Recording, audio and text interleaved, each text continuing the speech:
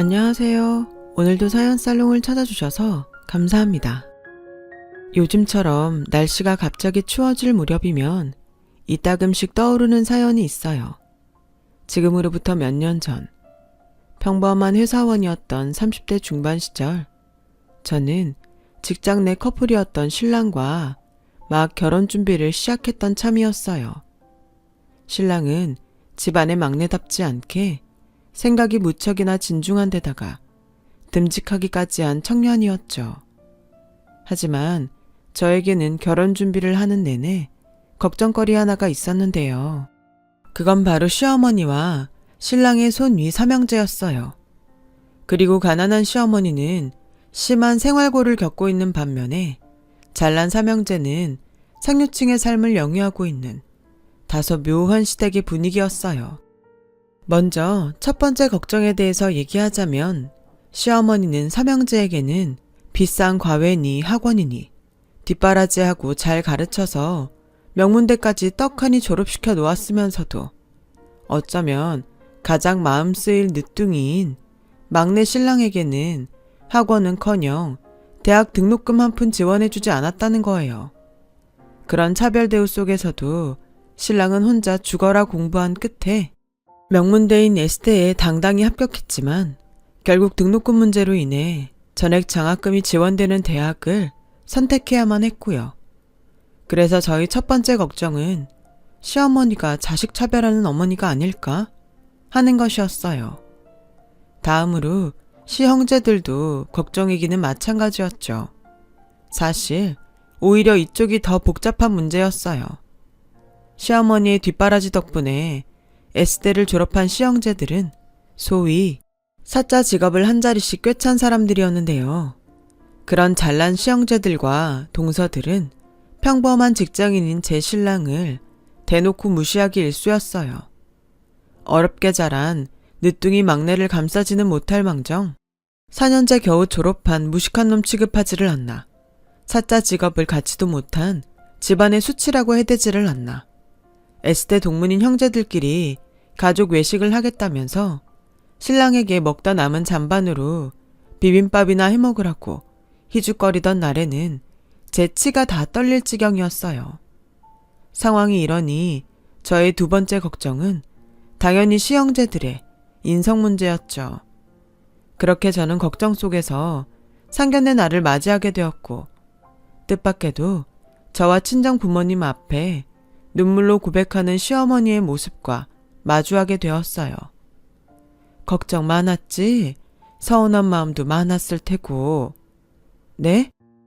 형제들은 번듯하게 키운 것 같은데 막내인 내 신랑한테는 그러지 못한 이 시애미가 말이다.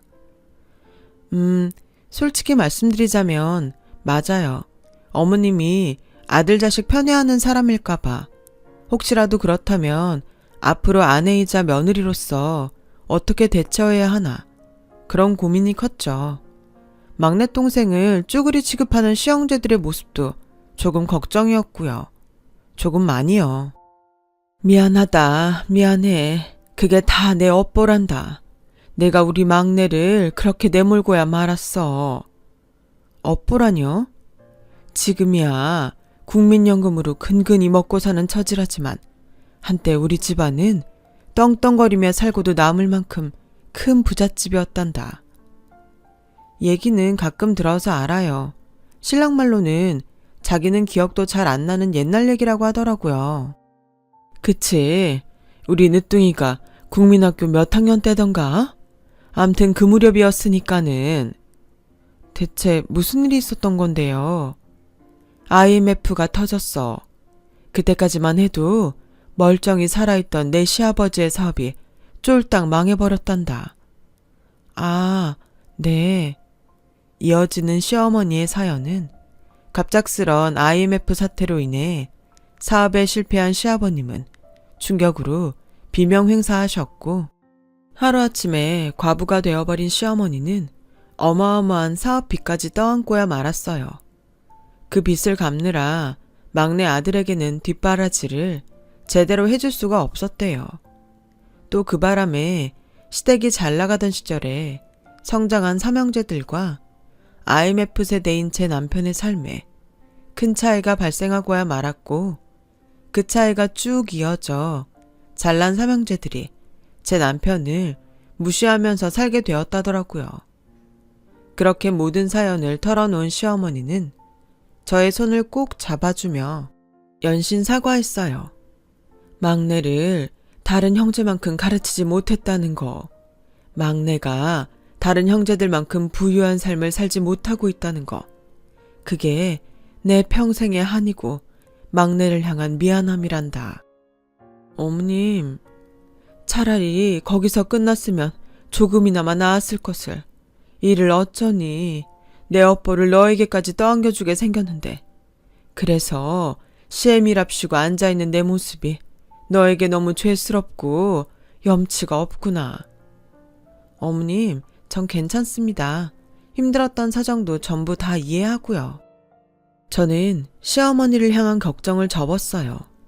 IMF 때 무너진 집안이 한둘도 아니고 돈 때문에 결심한 결혼도 아니었던 데다가 신랑에게 뒷바라지를 해야 할 시기에 경제적 어려움이 닥쳐왔던 사정이 너무나 분명했고, 그런 사실을 숨기지 않고 고백하는 시어머니의 인품을 보아하니 집안이 망하지 않았더라면 신랑에게도 형제들과 똑같은 뒷바라지를 베풀었을 분일 테니까요.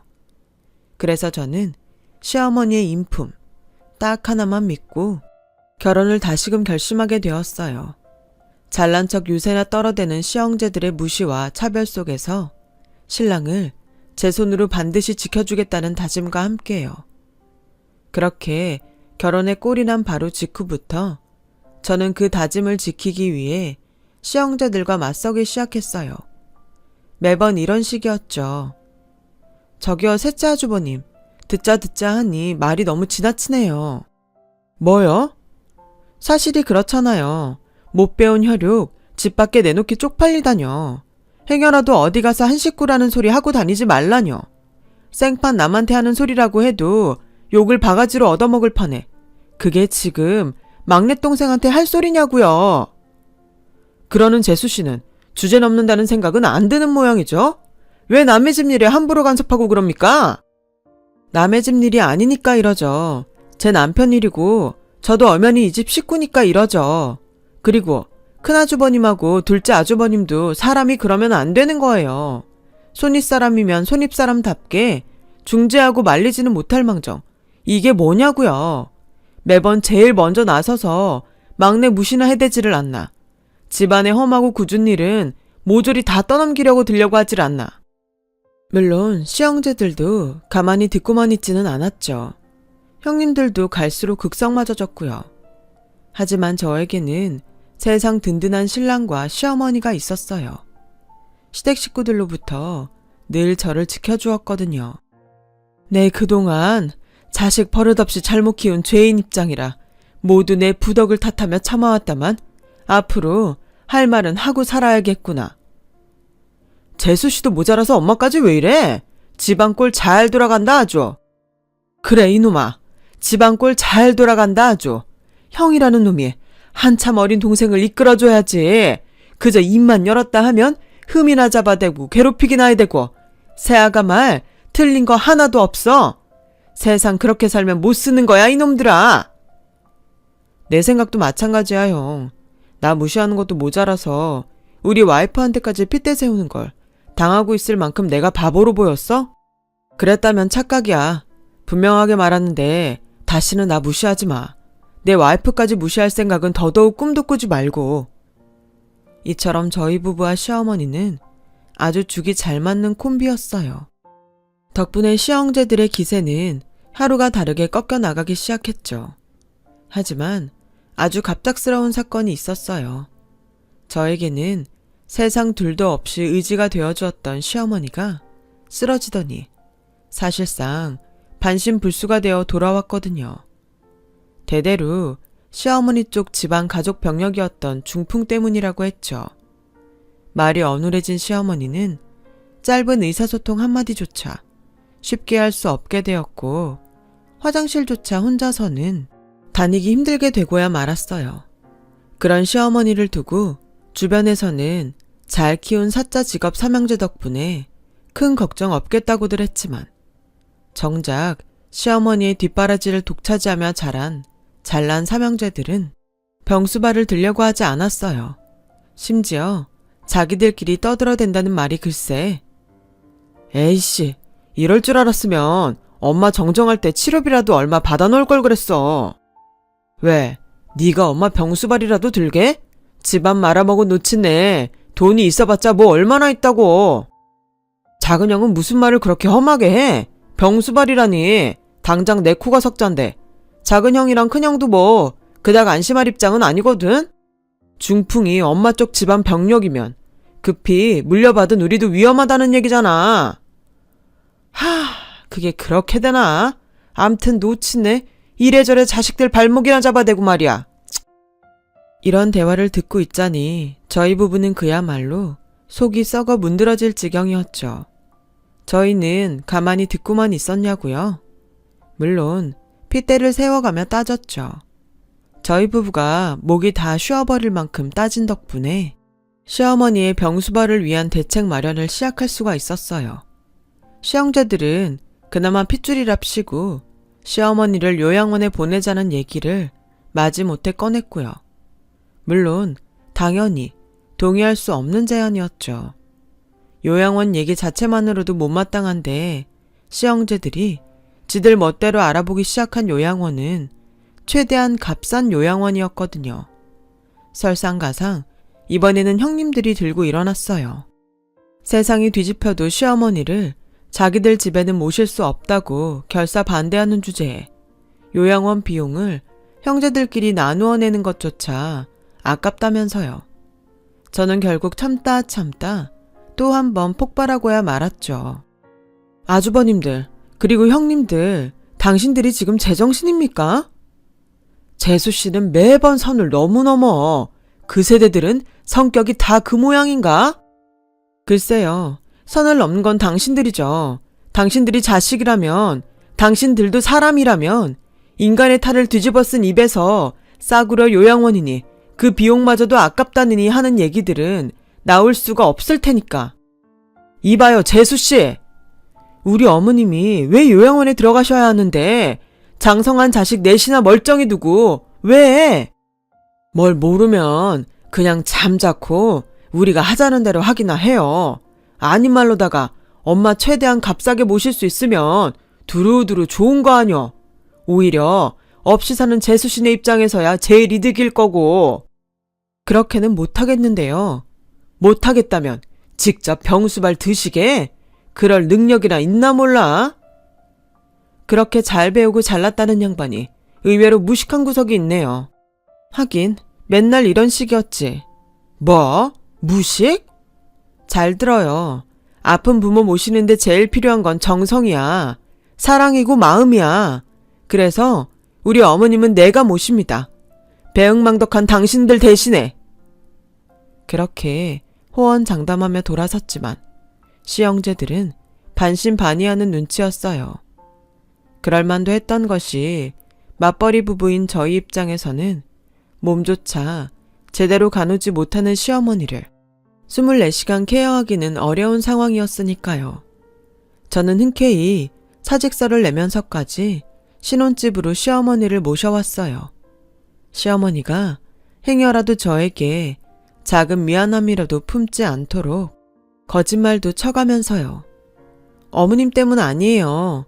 정말 저희 결혼한 지 벌써 꽤 됐는데 아직 아이가 없어서 사직서 낸 거예요. 여유를 가지고 몸 관리도 해가면서 임신 준비도 하고 육아 공부도 하고 뭐 그럴 겸 해서요. 그러니까 절대 미안하지 마세요. 아셨죠? 그럼에도 어머님이 중풍으로 인해 삐뚤빼뚤한 글씨로 고맙다. 언젠가는 복으로 돌아올 일 있을 거야. 하는 편지를 적어 저희 부부에게 건넬 때면 저는 늘 한결같이 대답했어요. 저희가 어머님 자식이잖아요. 아들이고 딸이잖아요. 어머님이 신랑을 낳아준 것만으로도 충분히 복받았어요. 진심으로. 그로부터 몇 년 뒤 어느덧 30대 후반에 접어든 제가 임신에 성공하고 또 출산을 앞둔 만삭이 되었을 무렵 그동안 연락 한 번 없던 시형제들이 곧 태어날 조카 소식을 듣고 찾아왔어요. 시형제들은 애 낳고 키우고 하려면 힘들 거라면서 대뜸 시어머니를 자신들이 모셔가겠다는 제안을 걸어오더라고요. 하지만 저희 부부는 완강하게 반대했어요. 시형제들을 향한 원망과 실망이 워낙에 컸기 때문이었죠. 그러나 시형제들은 결국 문제의 그날 저는 간병인에게 시어머니를 잠시 부탁해둔 채로 산부인과 진료를 받고 있었는데요. 한껏 겁에 질린 간병인으로부터 전화가 한 통 걸려왔어요. 시형제들이 제가 병원에 있는 틈을 타서 시어머니를 차에 태우고 있다는 전화였죠. 순간 아차 싶었던 저는 일단 간병인에게 택시를 타고 시형제들의 차를 따라가 달라고 부탁했고 신랑과 함께 간병인이 불러주는 주소로 급히 향했어요. 마침내 시형제들이 시어머니를 데리고 갔다는 그곳의 정체가 눈앞에 펼쳐지는 순간 저희 부부는 아무런 말도 하지 못했어요. 대체 어떤 말과 단어를 가져다 쓰면 그 심경을 반이라도 담아낼 수 있을지 도저히 생각이 나지 않았거든요. 그곳은 오래지 않아 세상을 떠날 사람들이 여생을 정리하는 호스피스 병원이었어요. 저희 부부는 시형제들이 시어머니를 금방 죽을 사람 취급했다는 사실에 격분했고 그들과 몸싸움까지 벌여가며 시어머니를 구해 신혼집으로 다시 모셨어요. 안정을 되찾은 시어머니가 깊게 잠든 것을 확인하고 나서야 시형제들에게 쳐들어갔죠. 그런데 시형제들은 변호사들을 각자 하나씩 낀 채로 무언가 심각하게 얘기를 나누고 있더라고요. 변호사는 왜요? 그렇게 겁이 났어요? 우리가 고소라도 할까봐? 근데 어째? 우린 당신들 고소할 생각 없는데. 고소는 사람한테 하는 거지.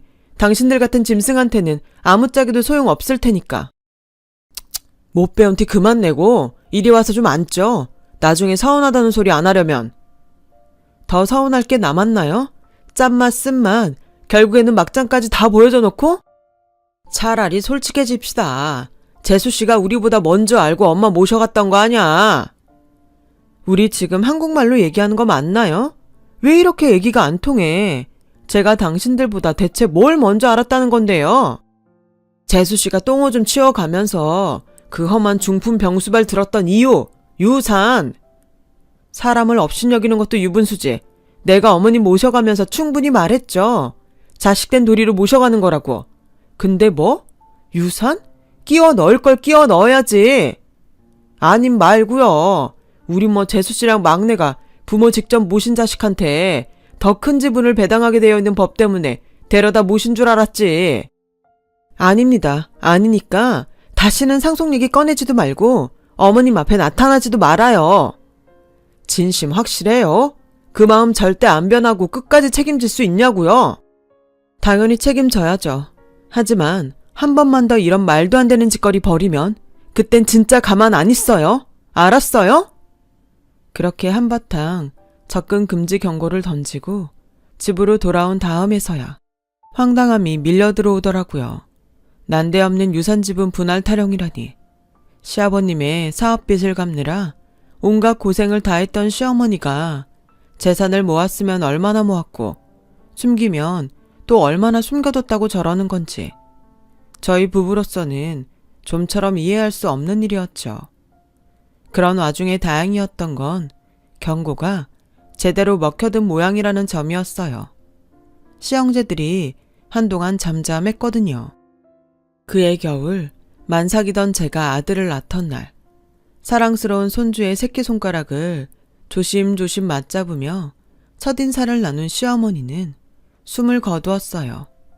저희 부부와 손주가 지켜보는 가운데 아주 평온한 미소로요. 그런데 시어머니가 위독하다는 소식을 아무리 전해봤자 코빼기 한 번을 비추질 않던 시형제들이 장례식장이 다 차려지고 나서야 뻔뻔한 얼굴을 들이밀며 나타났어요. 그것도 각자 변호사 한 사람씩을 또 옆에 낀 채로 말이에요. 그런 시형제들은 명색이 상주라는 작자들이 장례를 모시기는커녕 밤낮으로 유산 지분 싸움만 벌여댔어요. 조문객들이 자신들을 향해 호로자식이라며 혀를 끌끌 차거나 말거나 싸움은 그치질 않았죠. 당연히 시어머니의 마지막 떠나는 자리를 정성껏 지키는 상주는 저와 신랑밖에는 없었고, 장례식 내내 꼴불견 시형제들을 꾹꾹 참아왔던 저희 부부는 발인을 마치고 나서야 길을 나섰어요. 아무런 영문도 모르는 시형제들을 이끌며 시어머니의 유언을 지팡하기 위해서요. 저희 부부가 형제들을 이끌고 도착한 곳은 어느 은행의 금고였고, 저는 시어머니가 임종 직전에 남긴 마지막 말을 모두에게 전했어요. 내 평생 못다 갚은 빚이 아직 많이 남아있단다. 그 빚을 청산하는 것이 내 마지막 소원이니 너희 막내 내외가 마무리를 지어주렴. 빚이요? 재산이 아니라? 네, 분명 빚이라고 하셨어요. 뭐 헷갈린 건 아니고요. 받을 돈이 있다는 말을 잘못 이해했다던가. 못다 갚은 빚이라고요. 갚지 못한 빚, 부채, 채무. 그러자 시형제들은 들었던 거랑은 얘기가 다르지 않냐며 저들끼리 싸워대기 시작했어요. 아무래도 무언가를 미리 알고 있었으며 큰 기대를 품은 채로 은행 금고까지 따라왔다는 눈치였죠. 저는 아무 관심 없었어요. 머릿속에 딱 한 가지 생각만 가득했거든요. 제가 어머님이 남긴 빚 전부 세상 딱 하나 남은 자식인 저랑 신랑이 갚아 나가겠다고요. 왜 그렇게까지? 그렇게 해드려야 이 한많은 세상에 작은 미련이나마 남아있지 않도록 전부 지워드려야 어머님 가시는 길이 마음 편한 꽃길이 될 수 있을 테니까요. 얼마나 큰 빚인 줄 알고요. 아직 금고는 열어보지도 않았잖아요. 상관없어요. 저는 어머님 믿습니다. 저희가 할 수 있는 만큼일 거예요. 굳게 결심한 저는 금고를 열어 젖혔어요. 아니나 다를까 종이장 한 무더기가 들어있더라고요. 그 서류들이 차용증이나 채권 서류라고 생각한 시형제들이 슬금슬금 뒷걸음질 치는 사이 서류들을 찬찬히 훑어보던 저는 소스라치게 놀라고야 말았어요. 빚과 관련된 서류들이 아니라 작게는 100만 원부터 크게는 억대를 호가하는 주식 증권들이었거든요. 이에 시형제들은 언제 뒷걸음질 쳤냐는 듯 반색하며 금고를 향해 달려들었어요. 그리고 우리가 들었던 엄마 얘기가 전부 사실이었다며 만세를 불러대는 시형제들을 통해 그동안 유산 어쩌고 했던 이해 불가능한 행동들의 이유가 드디어 밝혀졌죠. 시형제들이 풍문으로 접했다는 시어머니에 대한 소문은 이랬어요. 시어머니는 저와 신랑이 결혼하던 무렵부터 쌈짓돈으로 아름아름 주식 재테크를 시작했었는데 중풍으로 쓰러지던 즈음부터 눈에 띄게 상한가를 달리기 시작하더니 상한가 퍼레이드는 시어머니의 병수발을 들던 제가 만삭이 되던 시점까지 쭉 이어졌고 그 주식 채권이 수십억대에 이른다는 이야기였죠. 그랬던 거였어요. 시어머니에 대한 소문은 전부 사실이었고 시형제들의 이해할 수 없는 행동은 전부 돈, 유산 때문이었어요. 중풍 병수발을 해왔던 저희 부부가 행여 한 푼이라도 더 가져갈까 질투한 나머지 시어머니를 무단으로 데리고 가버렸고 그래놓고는 정작 병수발 들 자신은 없어서 시어머니를 호스피스 병동에 처박아 둔 채로 희희낙낙 유산 싸움이나 벌이고 있었던 거죠. 모든 내막을 알게 된 저희 부부는 시형제들을 향한 환멸에 치를 떨었지만 그러거나 말거나 시형제들은 또 각자의 변호사들에게 빨리 와달라며 전화를 돌리느라 바쁘더라고요. 시어머니가 갑자기 위독해졌던 탓에 별 다른 유언장을 남기지 못했고 유산 따위에는 욕심조차 없었기에 변호사니 뭐니 준비도 못한 저희 부부에게 불리했던 상황이었죠. 바로 그때 주식증권들 속에서 무언가를 발견한 제가 소리쳤어요. 잠깐만요. 이거 어머님 친필 편지예요. 확실해요. 엄마 친필 편지 확실하냐고, 재수씨. 맞아요. 중풍 때문에 삐뚤빼뚤해진 글씨체. 어머님 확실해요. 그걸 우리더러 믿으라고요? 설마 지금 이거 다 짜고 치는 고스톱 아니야 이거? 그럼 은행을 믿던가요. 어머님의 금고라는 보증보다 더 확실한 증거는 없을 테니까. 그러자 은행 직원이 어머님의 금고가 맞다는 사실을 분명하게 확인시켜 주었고, 저는 어머님의 편지를 또박또박 읽어 나가기 시작했어요. 우리 착한 막내 내외 듣거라. 내 평생 미처 다 갚지 못하고 떠나는 빚이 있으니 너희가 대신 마무리 지어주려무나. 첫 번째 빚은 늦둥이 막내 아들을 제대로 가르치지 못했다는 마음의 빚이란다. 다른 형제들처럼 뒷바라지를 해주지 못해 지금껏 무시당하며 살게 만들었던 업보란다. 그러니 내 유산의 절반으로 막내 아들을 향한 빚을 갚는다. 두 번째 빚은 회사에 사표까지 내가며 병수발을 들어주었던 막내 며느리, 친딸이나 진배 없는 너를 향한 고마움이다. 유산의 남은 절반으로 그 고마움을 갚는다. 닥치라니까. 적혀있는 그대로 읽는 거 맞아? 왜 우리 삼형제 얘기는 하나도 안 나오냐고. 정 못 믿겠으면 당신네들이 직접 읽어보던가요. 마침 시형제들이 연락했던 변호사들이 헐레벌떡 도착했고, 그중 대표 변호사 하나가 시어머니의 편지를 넘겨받아 마저 읽게 되었어요. 너희가 이 편지를 읽는다는 건 내 삶이 다했다는 것이겠지. 순리인이 너무 슬퍼 말고 떠나는 길에서야 편지를 공개한다며 서운해 말거라. 형제놈들로부터 너희를 지키고자 죽은 뒤에야 이 이야기를 전할 수밖에 없었어. 살아 생전에 유언장을 공표하면 내용을 고쳐놓으라는 성화에 나와 막내 내외가 모진 고생을 했을 테니 말이다. 더불어 한창 경황 없을 막내 내외를 위해 공증까지 맞춰두었으니 너희 금수만도 못한 형제들은 10원 한 잔 눈독 들이지 말고 썩 물러가거라. 평생 반성하며 살아. 내 저승에서도 똑똑히 지켜볼 거니까. 시어머니의 편지는 동시에 유서인 셈이었어요. 글귀의 내용대로 유일한 유언장임을 증명하는 공증서류가 발견되었으니까요. 이에 변호사들마저 시형제들에게 고개를 내저으며 저희 부부가 상속을 포기하지 않는 한 그들에게 돌아갈 재산은 없다는 사실을 전했고, 잠시 고민하던 저는 마침내 대답했어요. 정말 유산 욕심 같은 건 전혀 없었어요. 금고를 열던 그 순간까지 단 한 번도. 지금도 마찬가지예요. 하지만 어머님이 아주버님들을 자식 취급 안 하기로 했으니 당신들은 권리 없어요. 어머님에게는 오직 저와 신랑만이 세상 유일한 자식이었으니 마지막 떠나는 마음 감사하게 받겠습니다. 그렇게 지금 수십억 유산을 상속받은 저희 부부는 이전과 다름없는 삶을 살고 있어요. 남편은 여전히 직장을 다녀요. 큰 부자가 되었음에도 겸손함과 성실함을 잃지 않았죠. 저는 육아를 하는 한편으로 요양병원에 봉사활동을 다니고 있어요.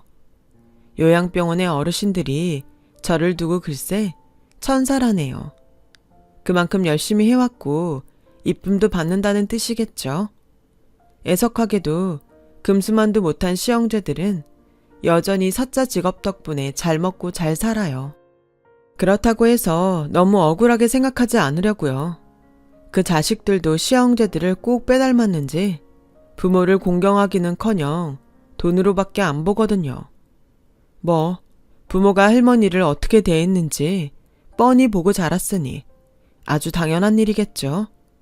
그래서 시형제들의 삶은 결국 실패해버린 것과 다름없는 것 같아요. 훗날 시형제들이 늙고 병들었을 때 자식들로부터 어떤 대접을 받을지가 아주 훤하니까요. 항상 좋은 마음으로 바르게 삶을 살아가 보려 합니다. 그들과는 반대로 우리 아들은 사람같이 따뜻하게 자라지 않을까요? 긴 이야기 들어주셔서 감사해요. 항상 건강하시고 하고자 하시는 일 모두 이루시길 바랍니다. 여러분, 사연 댓글에 응원과 현명한 조언 부탁드려요. 좋아요와 구독은 저에게 큰 힘이 됩니다. 오늘도 좋은 일 가득하세요.